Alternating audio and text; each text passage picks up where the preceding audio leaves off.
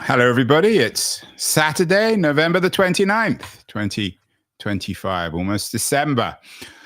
Dark days ahead and dark days perhaps for American business. There was a very interesting piece this week in The Economist about the use of AI in corporate America in particular. The investors expected AI use to soar, the Economist reports, but it's not happening. Business seems frozen. They're not using AI. And I wonder whether perhaps they read an interesting piece in the latest edition of the Harvard Business Review by my guest today, Christopher Marquis. Is this a moment for strategic hibernation, he asks, or perhaps suggests to corporations caught in the headlights like deer in all the political, economic, and cultural traumas of late 2025. Chris, congratulations on the piece. Very intriguing, very counterintuitive in some ways. Great. Well, thanks, Andrew. Great to be with you. What's your take then? I mean, you're not an AI expert, although I'm sure you're a regular reader of The Economist. Sure. What's your explanation of why businesses, according to The Economist at least, aren't taking up AI? Do you think they're a little shocked? After all, AI is the thing that's supposed to, on the one hand, transform business, but at the same time, perhaps undermine everyone's jobs and destroy many conventional businesses. Yeah, I think part of it might be just that AI has been overhyped. Maybe the expectations people have of how transformative it'll be, might be a little bit ahead of what actually can be done. And so, I mean, that gap could just be because so much of what you read, so much of what sort of NVIDIA, OpenAI are out there promoting actually may be more than what is possible. So it's just is not that possible, Chris? That that AI has been hyped, and who would have thought of that? Who would have thought of that? Exactly. Who could ever imagine all those billions or trillions of dollars going into this new technology? You teach business at Cambridge University, although you're talking to me today from New York City, where you spend some of your time. And you really focus on this intersection of politics, culture, and business. You've written all sorts of interesting books. You have a particular specialization in China. Are we living, Chris, in particularly turbulent times? It seems as if every time you ever open a newspaper these days, you hear about turbulence. But I wonder whether that hasn't always been the case. Everyone always imagines that they're living through a period of great change. Or is the world in late 2025, is it unusually turbulent? I do think it is unusually turbulent. I think you have obviously the geopolitics angle. I think Trump, Xi Jinping, China. Who is Trump? This fellow. This fellow Trump, yes. So I think that actually really stirs the pot geopolitically. I think you have these transformative technologies like AI too. Certainly it is overhyped, but I do think that it is going to have a big impact on the future of work. And I think companies, if you think about tariffs, AI, this creates a lot of uncertainty for them. You teach business school at Cambridge, so you're getting ready the latest generation of business leaders. As a teacher, do you think you need to prepare your students for a turbulent world? In other words, you're better off teaching resilience than economics at business school? I think definitely. I mean, I think that so a lot of the things that I teach are in the sustainability area, broadly speaking. And I think this is another situation where we have, climate disasters, emergencies, while at the same time, many companies and states are pulling back. I think if you look 5 years ahead from now, 10 years ahead, I think that business is going to be faced with a lot of situations where resilience, adaptation is important. And so one of the messages I do give my students is that, they need to be thinking about these topics because they're really sort of the phenomena that will define their careers. Business leaders, Chris, don't need me to tell you this, are supposed to be risk takers. They're supposed to be entrepreneurial, even in big corporations. But are you arguing in this latest piece in the Harvard Business Review, your piece about strategic hibernation, that this is a time not to take risks? I think yes. Actually, that's a good way. That's a good way to put it.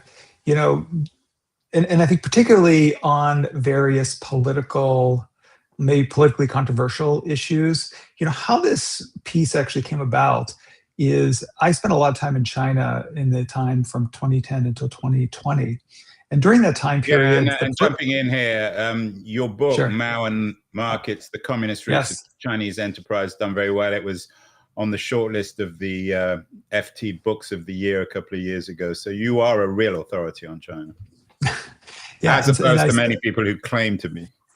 Oh, thank you for saying that. Although to be honest, I haven't been there since COVID, so I think my speciality there might be declining. But certainly for the time period between 2010 2020, you know, I spent about 3.5 years there, working, interviewing with a lot of corporate leaders, governmental leaders, and as the political and economic environment got much more sort of constrained by the Chinese Communist Party during that time period, you saw some companies really have challenges because they were used to a much more open environment, and they continued speaking out, and then would get sort of slapped on the wrist, or To put it even mildly, sometimes. I mean, slapped everywhere but the Yes, wrist. I mean, exactly.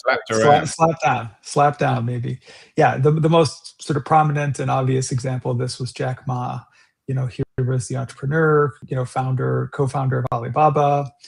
One of the most prominent, if not the most prominent business person in China.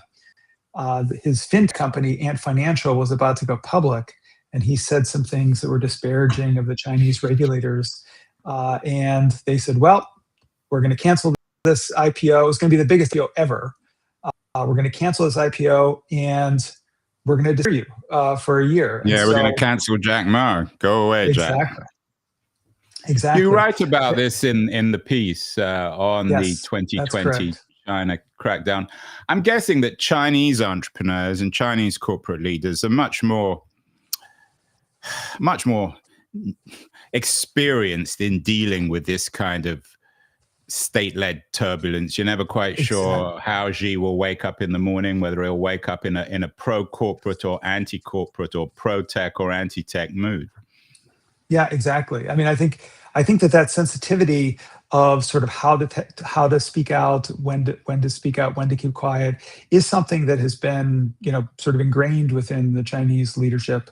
Although I think, as you mentioned, that line changes over time. So, and maybe it changes depending on how Xi Jinping gets out of bed. But I think that the Chinese certainly have a better sense of it. Multinational companies, though, do not. So one company that I took students to visit in late 2019 was the NBA. So as you may, the National Basketball Association, which is very, very big in China. And they had, in the interim from when we set up the meeting until we actually were there in Beijing in their offices, they actually had this situation where they sort of got canceled in China. One of their general managers for the Houston Rockets, which is actually a pretty well-known team in China, because that's where I think it was Yao Ming, played. Even I know that, and I didn't follow the game. Yeah, I'm not a huge basketball fan either, but visiting the NBA was always one of the highlights of the times I took students to China, because it is this very quintessentially American product, but has taken on this resonance in China, not just. So when you say you visited the NBA in China, you mean you went to their offices? So yeah, so we went to their office, to their the China headquarters, met with their staff, and it's actually a pretty interesting place. They have this whole floor in one of the leading leading towers in Beijing, and they have all this interesting basketball memorabilia. Students sort of love it. I mean, I've taken students to visit with the NBA a number of times. So we visited, it's interesting. They actually have basketball academies throughout China, because they are trying to grow the game from the grassroots. And so they are helping students, Chinese students, actually learn to sort of excel and love basketball. They are part owners of the Chinese Basketball Association, which I think Yao Ming might be the sort of head of. So the NBA is pretty ingrained in the sports infrastructure in China. And because of this tweet, which this general manager of the Houston Rockets did in support of the democracy movement in Hong Kong, they basically, were taken off the TV. There are these images that I have in some presentations I give where, there's these giant billboards of LeBron James being taken down. So, we visited them and they said, basically, we should have addressed this situation a little bit differently. We should have actually been much more quiet. And what we're going to do is we're going to just maintain our core assets for this time period where we have to be quiet and then reemerge, which is what they actually ended up doing. And I think that they're doing they're much more. Although, Chris, you've written extensively on the morality of business. I'm sure Yes. at Cambridge, you teach classes on how to be a good businessman, both Right. in entrepreneurial terms and also in moral terms. You had a book, Better Business, How the B Corp Movement is Remaking Capitalism. Wouldn't this be a case where the NBA should have just spoken out in defense of freedom in Hong Kong and accept the consequences? And that's just the nature of things. Yeah, that's a really great question. I think it's something that I struggle with in this, and some of my more outspoken friends on the strategic hibernation piece have questioned me about it because, I mentioned the Chinese roots of this article, but really the timing of it and why I wrote it is because so many businesses in the United States that for so long were very active in climate and diversity discussions actually have pulled back in the Trump administration because it's something, where, you don't know where Donald Trump's going to wake up in the morning, what side of the bed, and maybe he's going to come after you. And so to me, what I think, clearly businesses, need to have their core values and what they stand for and believe in. However, sometimes they may not need to be as sort of forward and outspoken on those as other times. So the NBA, I think, Adam Silver, defended and the league defended that crackdown. But I think that the better thing is probably to have maybe sort of educated or had some communications with the staff around, or the staff of the NBA. Yeah, it sounds around. a little mealy-mouthed, Chris. Probably some of your friends or critics of the piece might have suggested the same thing. Sure. You write about the DEI issue and Trump Right. in the piece. Most corporations, I'm guessing, they probably weren't happy about everything about DEI, but they probably believe in it in some way. So are you suggesting they just switch off the DEI tap, get rid of the DEI officers and pretend that we're back in the 1950s? Definitely not. So what I'm suggesting is that, actually maintain and build on sort of the core assets inside the firm. So companies maintaining their diversity, equity, inclusion, focus, but not be as maybe publicly assertive about that.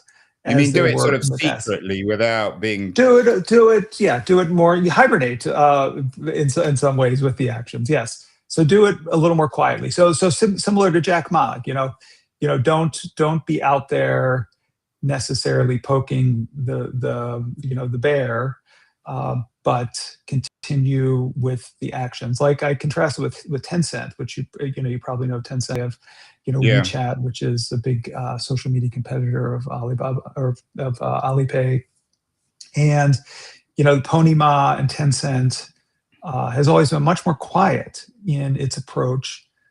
Still, been very successful and accomplished a lot. And so, in some ways, I'm suggesting, companies, continue their work, but just be a little bit more quiet in this period of, not just uncertainty, but also unpredictability.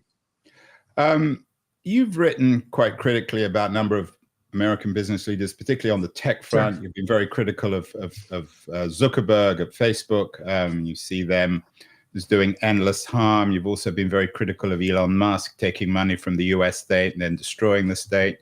And you've also suggested that Bill Gates was not the first billionaire to try to save the world and fails for the same reasons other wealthy, arrogant men have. Do you have any models of corporate leaders who are navigating the choppy waters of late 2025? Are there people in or out of Silicon Valley, particularly in the US, who know what they're doing? I'm thinking aloud here, Chris, but sure. Tim Cook seems to know what he's doing, and he seems to have managed Trump on the one hand, but hasn't completely sold out in the way in which somebody like Zuckerberg or Musk has done. What's your analysis of Cook and Apple in the current situation? Yeah, sure. Particularly given their intimacy with China. Right. I mean, that's a very good question.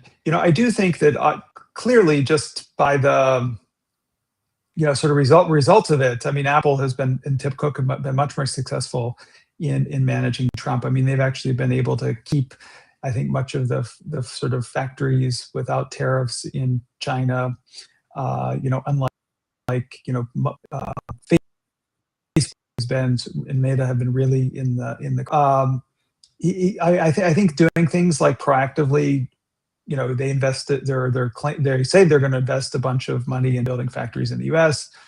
He brought some sort of gold object. I forget exactly what it was. It wasn't a gold iPhone. It was some gold statue or something to Trump. So gold replica of a lavatory, probably. Right. Yeah. So I do. It really.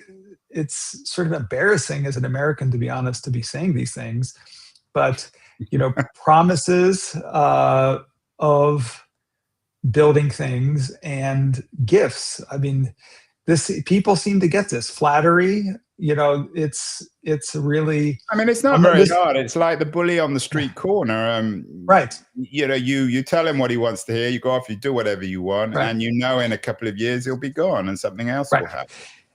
In some ways, this is, like the strategic hibernation idea is, in a couple years, hopefully Trump is going to be gone. And I think that, these companies, I think a lot of them believe, like you mentioned, in diversity. Certainly they see climate as a huge challenge in the future. And so, keep building on those capabilities.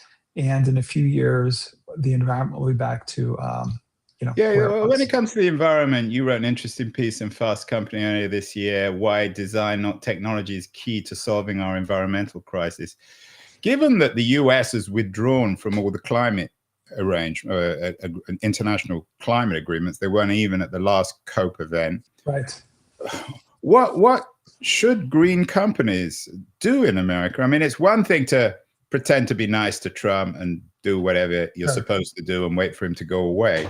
But when it comes to this major policy, it's particularly tricky, particularly in the context of China steaming ahead so aggressively and successfully, funded by the state, in cornering the market in renewable energy.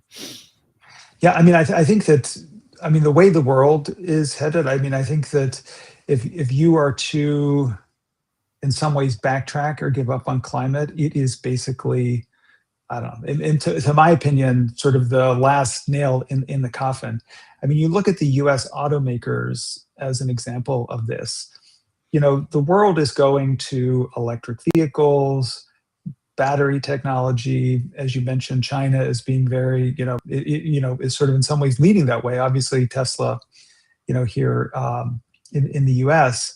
But many of the, GM and Ford have backtracked on a lot of their prior commitments.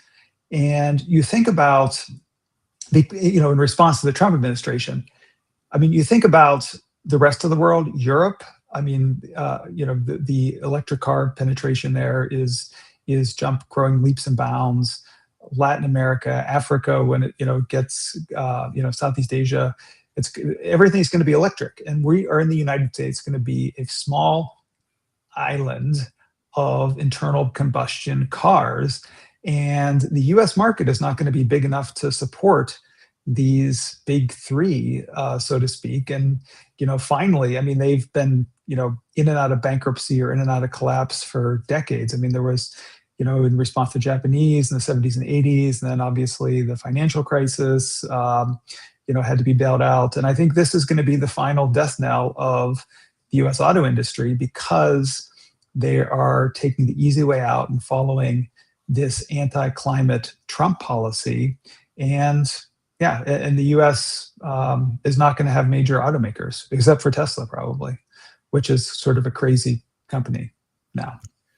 You talk about this strategic hibernation. I guess in a sense it's from the state. You're suggesting that corporations should express, I guess, a disinterest in the state, but the state isn't expressing disinterest in them. I mean, in this, what some people at least see as a post-neoliberal age, the Trump state is investing massively in companies like Intel. So can one strategically hibernate when the US is increasingly becoming, the government itself, the state, is becoming a major investor in American enterprise? I mean, don't you have to deal with that reality for better or worse? I mean, what would you say to the guys at Intel?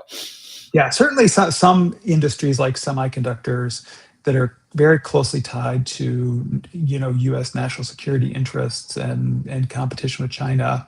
I think you have to engage. And I think, the CEO of Intel is someone who I think, you may ask for leaders that have managed Trump well. I mean, I didn't even know this CEO. Who is the CEO of Intel? So I don't know I forget his name, but he is Asian American. I don't know if he was born in China, but his ancestry is Chinese. And Trump for a while was calling for his ouster because he I guess had invested in some Chinese company. His name, I'm doing a real-time search. His Sure. name, and it obviously sounds very Chinese, Lip Bu Tan. Okay, Lip Bu Tan. So anyway, so Trump was calling for his ouster because he's Chinese, basically, or has some Chinese ancestry. So he went to the White House, and similar to Mamdani, has a very warm connection with Trump. And all of a sudden, Trump is a big supporter of Intel and invests whatever, gets 10%.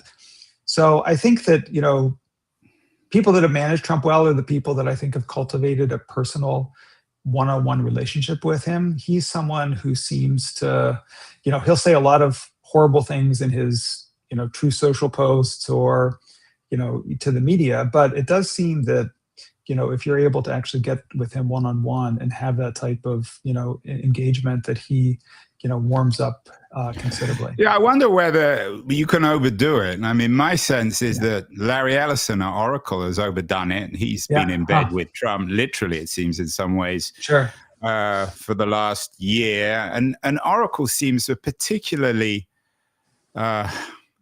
vulnerable company particularly when it comes to the boom bust cycle in AI. I wonder whether Sure. Oracle might become, if not the Cisco, certainly one of the great casualties when the boom ends here, when the bubble is burst. Well, yeah, maybe, but you think about that. Ellison's son, and I'm sure Ellison is a big investor. In CBS, and was it NBC or yeah? I forget the sort of is it Paramount Touchstone? I forget, there was a merger that he was able to get. Yeah, Barry Weiss. They acquired the Barry Weiss Free Press. Yeah, and also TikTok. Ellison is one of the people that is getting sort of TikTok handed to him on a sort of very cheap valuation. So I do think that whereas Oracle may be, I'm not sure of the future of Oracle necessarily, but I do think that Larry Ellison, the Ellison family, is making out quite well from their relationship with Trump. One of the things I liked about the piece is it was historical. You remind people of what happened in 1919 in the depths or the heights, it depends how you look at it, of prohibition and the way in which alcohol manufacturers responded. Tell me about what corporations in the 2020s can learn about the behavior of American companies in the 1920s? Sure. So the example I give there, and it's from actually some research that some former colleagues of mine when I was at Harvard Business School published on how a lot of alcohol companies during Prohibition pivoted and were able to stay alive by leveraging some of their core capabilities around, not brewing, but around, sort of use of water and bottling technology in order to make soft drinks and other, and other beverages. And in some ways, that's what that is they're sort of hibernating their alcohol making capabilities, so to speak, and able to sort of live through that prohibition period. And I think, similar to today, companies should be really thinking like, okay, what are the underlying sort of skills and values that we have? Let's not be very vocal about protesting or, or sort of, trying to engage the Trump administration in a negative way and ride this period out.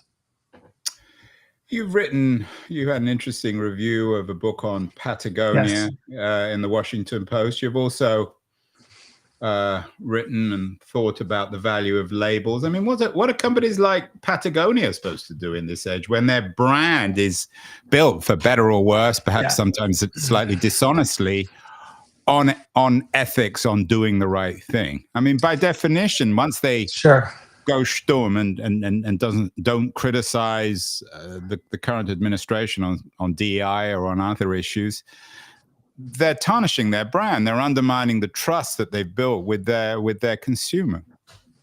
Yeah, I think I think you're entirely right. I think for a company like Patagonia and many companies, I think it might have been Dr. Bronner's was one, or was I met the CEO of Dr. Bronner's. We had him on the show a few years ago. Is it David Bronner or Michael Bronner? There's two brothers. I think Michael. Yeah. I've met with them and interviewed them as well. But yeah, it's very inspiring values that they have. So I think here there's a couple things that companies can do if actually the values are a really strong part of the business. So one, these companies I don't think necessarily should hibernate. I mean, actually having a voice is part of their core mission and core identity in the consumer marketplace.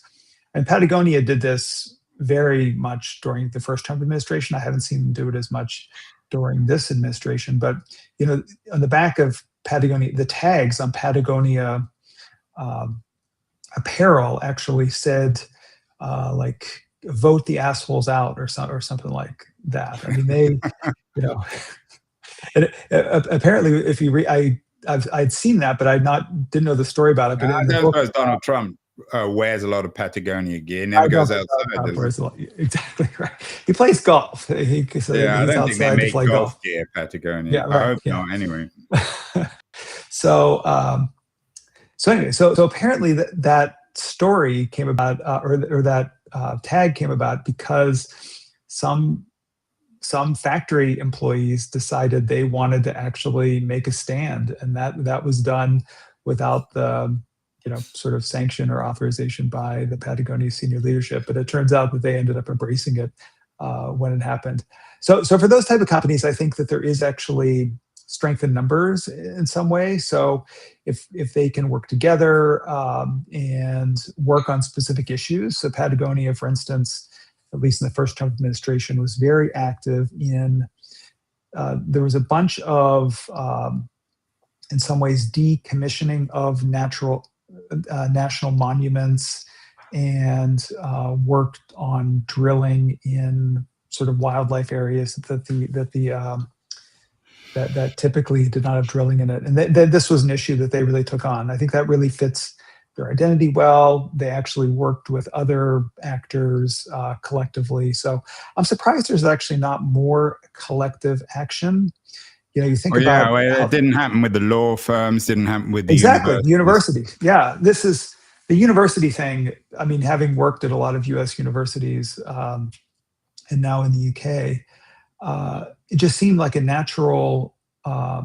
It just seems so natural for the universities to try to stand together, and it's really disappointing to me that they did not. And it seems they're all Although, to be fair, some have seemed to.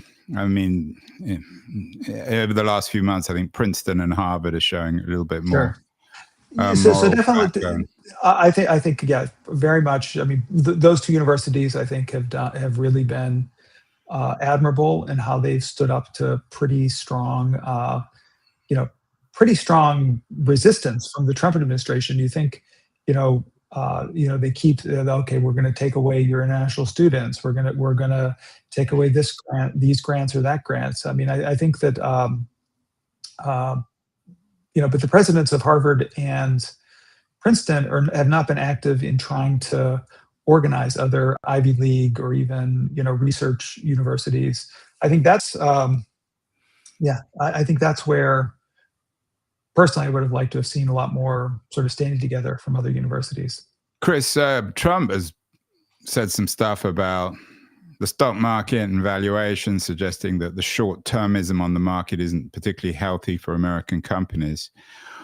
When a CEO has to confront these issues, can they or should they make the argument that sometimes you have to sacrifice your share price if you come out and criticize Trump or criticize MAGA or criticize the destruction of DEI? It's likely that your share price will take a big hit. In your view, do some American CEOs, do they have almost a moral duty to say to their shareholders, well, maybe in the short term our stock price will take a hit, but there are bigger issues here, moral or perhaps even economic? Yeah, I mean, it's such a hard question. I mean, I think that the uncertainty today is so challenging. We started off talking about this. It's not just an economic question. It's actually this very unique political environment where Trump can keep coming after you. So with the universities and law firms, this is what we've seen. It's there's a lot of levers that the U.S. government can pull to make life pretty miserable for companies, and so and I think in many ways it's not. I think it very much I mean, some people would say it's illegal. I think that's very, very likely much of the action is, but certainly it's against the traditions and norms of U.S. governance, and so this is why I think trying to ride it out probably makes the most sense because it is so anti or so against the way that traditionally the U.S. Has been governed. I mean, and you could come back at me and say, well, we're just sort of slipping into a more authoritarian state. Look at Hungary, look at Turkey, look at India. And I think that's very possible. So it's a challenging time. It is more challenging in 2025 than it has been in other periods. I think that was your first question to me. Chris, in previous times, perhaps with some more moral bullishness, I've had business school professors on the show, written books from Harvard, places, very distinguished business schools, suggesting that with the decline of political and other cultural institutions, the core morality now in terms of the future needs to be found within corporations and within capitalists, within American capitalism. Is there any truth to that? Do you think that as America struggles to understand how to do the right thing, that business itself should still be perhaps a model where political institutions, other institutions are failing? Yeah, that's a very interesting question, and I'll say a couple things about it. So one, I do think that the institution of business today, and as it's grown over the past decades, is larger and more powerful than obviously it's ever been. I think that's an obvious thing to say, but I guess what I mean by that is, for most of world history, the nation state, political leadership were sort of the largest and most powerful, maybe the church as well, most powerful institutions. But nowadays you have situations where, I just saw, I think it was Apple, like the Apple's market cap exceeds the GDP of the UK. You have companies like Walmart and Amazon, where their sales are larger than the GDPs of many, many countries. And so there is a situation where business as an institution has surpassed, in many cases, the state and other actors that would traditionally be looked to in this case. So that's sort of on the one hand. On the other hand, I think that if you look at the underlying values of business versus politics and the state, business is about private interest at its core. It's about delivering profits to shareholders, whereas the state is much more about public interest. And so I think from that perspective, trying to count on business to lead the way has some contradictions and challenges, because it is fundamental. I mean, capitalism is fundamentally about private interest. So that's a challenge. Well, there you have it.